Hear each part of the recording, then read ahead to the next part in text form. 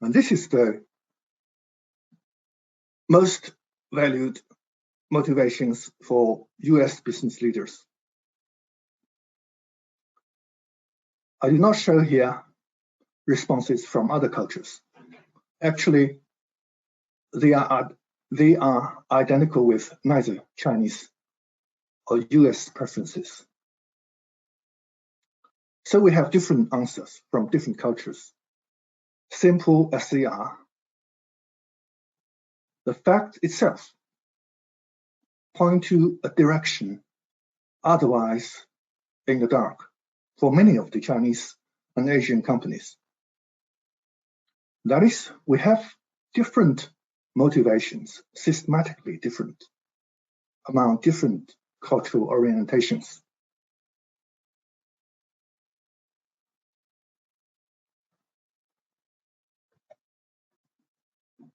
So, to the uncomfortable audience of Chinese of mine, I show them the data collected from other cultures.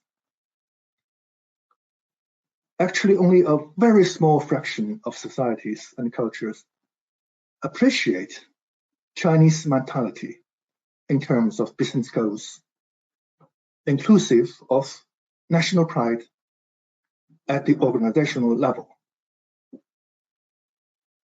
which means a majority of societies and culture wouldn't so much be appreciative of Chinese preference of the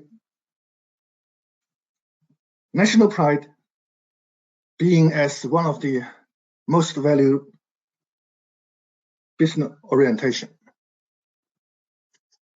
So let's see the significance of this example and its implication.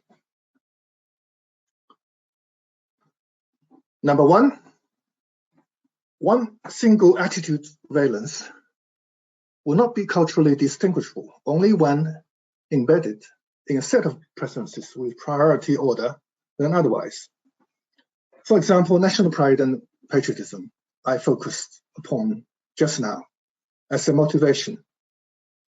It's nothing extraordinary and unimaginable.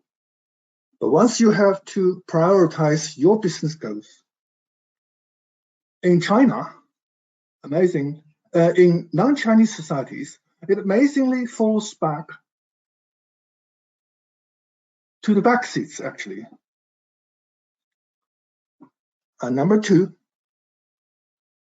all possible leadership motivation could be a list very long, but not unlimited. It is the different combination of several most valued items that make the difference. This sort of pattern took place in many other scenarios.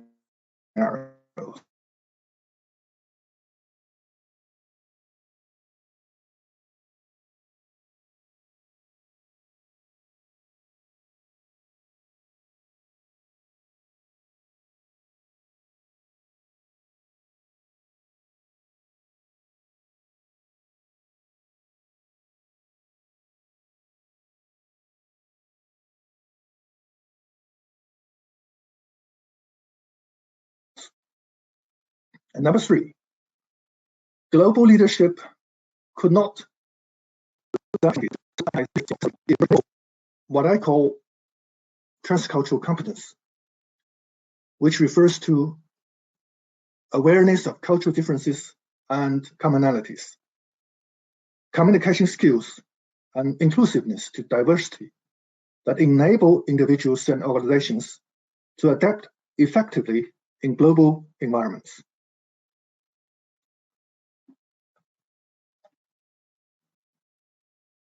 Here, in accordance with what I said just now, transculturality, I propose the solution for Chinese leadership to go global. Some of the values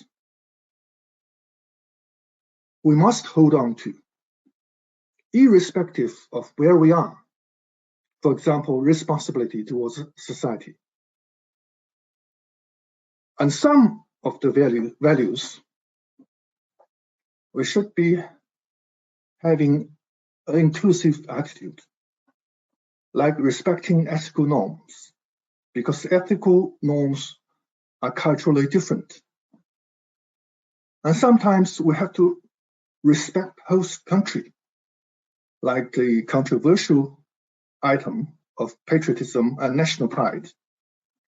Actually, after I coached one of the Chinese companies, they changed their advertisement,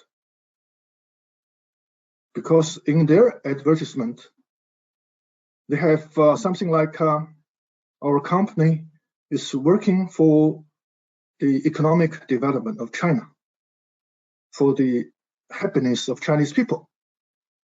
But they have to change it when they go beyond border, when they are going global. And some values will have to be flexible, like honor, faith, and reputation. And of course, we have to adapt to other preferences, not listed here.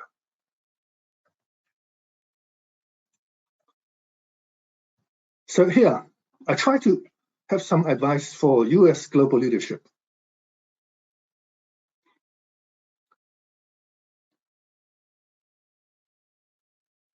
I'm not saying they are absolute, but just as a reference. Because many of the US values are very much individualistic and would be echoed in cultures similar to US. But still, my advice is that, for example, number 2, this year's profit. In cultures like China, Korea, and other Eastern countries, long-term strategy is appreciated.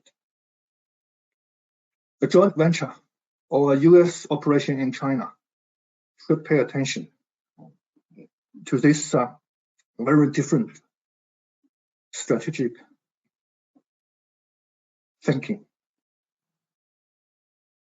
And number 4, for example, US companies should perhaps appreciate the significance of faith in their communication, in their behavior, to show respect to a hierarchical society like China, Southeast Asian countries, and Indian continent.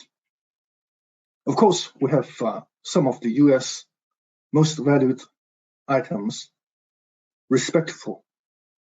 For example, staying within the law, respecting ethical norms.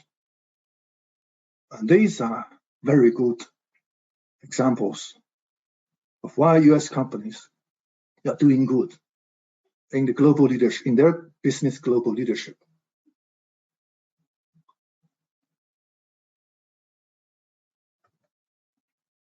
So after this concrete example, I would just briefly touch upon some of the latest development and offer my brief critiques. Basically, these 2 examples I'll be talking about. One is about methodology. The other is theoretical in nature. Both are significant for businesses to update and refresh their conceptualization of global business leadership with cultural perspectives.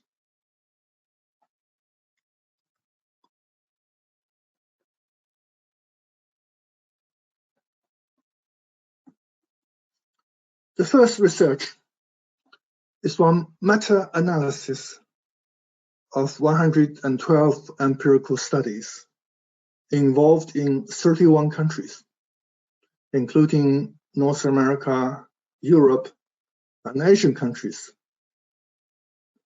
like India, Malaysia, China, Pakistan, Singapore, South Korea, and Thailand.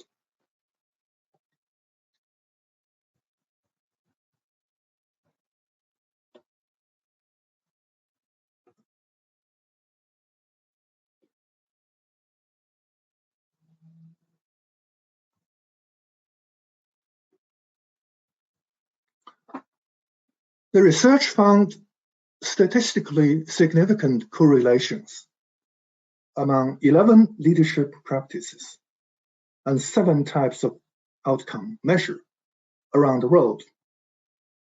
So here there are 2 sets of concepts. One is leadership practice, which means what global leadership practices, what they are doing in their daily work. So there are 11 types of leadership practices. And outcome means the effect, the result of these 11 practices as measured by different tools, like questionnaires, like inventories, like database with respondents from individuals, subordinates, counterparts, leaders themselves, and people from other institutions. I'll show you in the next slide about the 7 types of outcome. But here on the horizontal line, we picked up 4 kinds of leadership practices because they stand out as significant to the 7 types of outcome measures, which means these 4 kinds of leadership practice are significantly influential.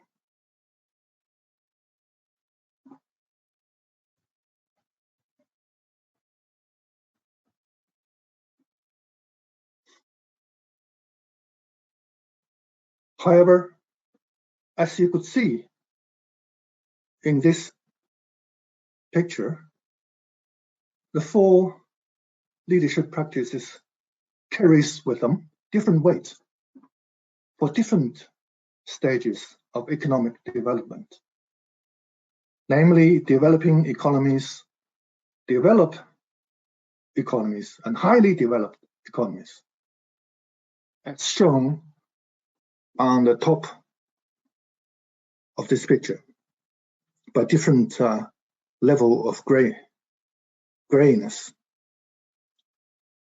You could see from the graph that highly developed economies focus on 2 of the leadership practice, while developing economies focused on the other 2, by contrast of the gray and black ones, of course.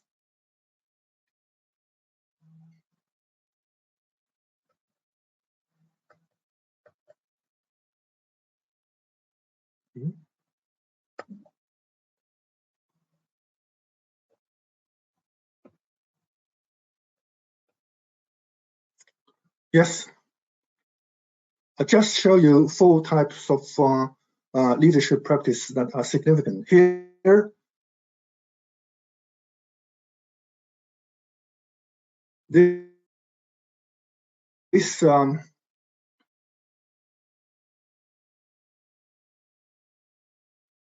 slide is meant to show you the 7 outcome measurements of leadership on the vertical axis: job performance, belief appraisal, job satisfaction, organizational engagement, psychological health, leadership. So